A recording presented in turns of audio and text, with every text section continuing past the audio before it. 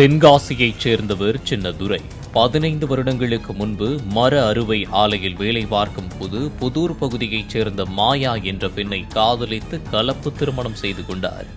இந்த தம்பதியருக்கு 2 மகன்களும் 1 மகளும் உள்ள நிலையில் சின்னதுரை சில வருடங்களாக ராமேஸ்வரத்தில் தங்கி வேலை பார்த்து வந்தார். குழந்தைகள் பிறந்த பின்னர் மாயாவை தாய் வீட்டில் சேர்த்து கொண்டதால் மாயா தனது தாய் வீட்டிற்கு அருகே தனியாக ஒரு வீட்டில் வசித்து வந்தார்.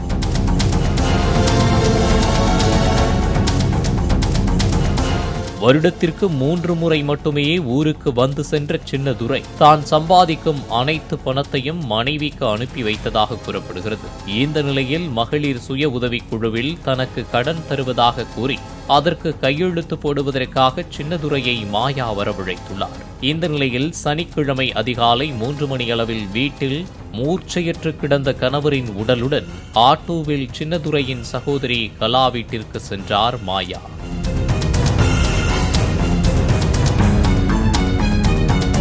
தனது கணவனை யாரோ மர்ம நபர்கள் தாக்கி வீட்டு வாசலில் போட்டுச் சென்று விட்டதாக கூறி அழுதுள்ளார். சின்னதுரையின் உடலை தொட்டு பார்த்தபோது அவரது பின் மண்டையில் வெட்டுக்காயம் ஏற்பட்டு உயிரிழந்திருப்பதை கண்ட சகோதரிக்கு சந்தேகம் ஏற்பட்டுள்ளது. காயமடைந்த அண்ணனை சிகிச்சைக்கு கொண்டு செல்லாமல் எனது வீட்டிற்கு ஏன் கொண்டு வந்தீர்கள் என கேள்வி எழுப்பியுள்ளார்.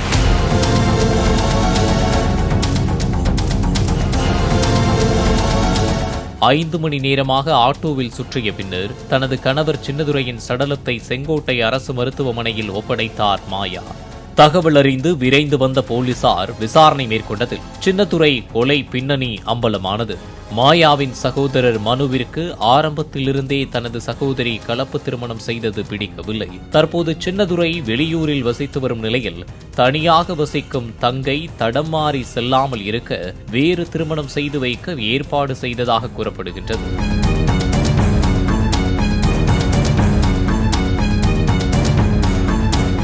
சம்பவத்தன்று இரவு கணவன் மனைவிக்கிடையே பிரச்சனை ஏற்பட்டுள்ளது. அப்போது மாயாவும் மனுவும் சேர்ந்து கம்பியால் அடித்து சின்னதுரையை கொலை செய்ததாகவும் அதனை மறைக்க வேறு யாரோ தாக்கிச் சென்று விட்டனர் என்று கூறி ஆட்டோவில் தூக்கிச் சென்று நாடகமாடியதும் தெரிய வந்ததாக போலீசார் தெரிவித்தனர். கணவனை கொலை செய்த மாயா, மனு ஆகியோரை கைது செய்த போலீசார் சடலத்தை ஆட்டோவில் ஏற்றிச் சென்று ஊராக சுற்ற உடந்தையாக இருந்த ஆட்டோ ஓட்டுநரை பிடித்து விசாரித்து வருகின்றனர். அதே நேரத்தில் கணவர் தனக்கு பாலியல் தொல்லை கொடுத்ததால் அவரை கொலை செய்ததாக மாயா முதலில் போலீசாரை குழப்பியதால் மாயாவின் செல்போன் தொடர்புகளை போலீசார் ஆய்வு செய்து வருகின்றனர். பாலிமர் செய்திகளுக்காக தென்காசி செய்தியாளர் இசக்கி ராஜன்.